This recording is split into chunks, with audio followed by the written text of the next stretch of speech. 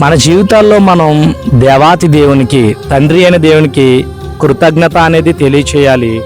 ఎలా తెలియచేయాలి? మనం నడిచి వచ్చిన త్రోవలన్నీ జ్ఞాపకం చేసుకుంటూ, తలపోసుకుంటూ, తండ్రి అయిన దేవునికి కన్నీటితో మనం కృతజ్ఞత తెలియజేసినప్పుడు ఖచ్చితంగా ఆ కృతజ్ఞత అనేది ఆయన అంగీకరించడం జరుగుతుంది. ప్రియులారా, ఆలోచిస్తుంటే మన పూర్వ దినాలన్నీ ఆయన మనల్ని నడిపించాడు. ఎలానో తెలుసా?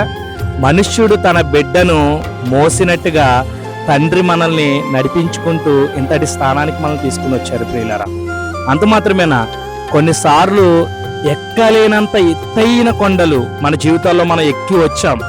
దానికి కారణం ఎవరో తెలుసా? మన సొంత బలం కాదు, సొంత ప్రయత్నాలు కాదండి.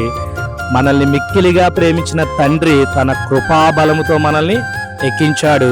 వీటన్నిటిని తలపోసుకుంటూ తండ్రి అయిన దేవునికి కృతజ్ఞతాస్తుతి అనేది మనం కన్నీటితో తెలియచేయాలి.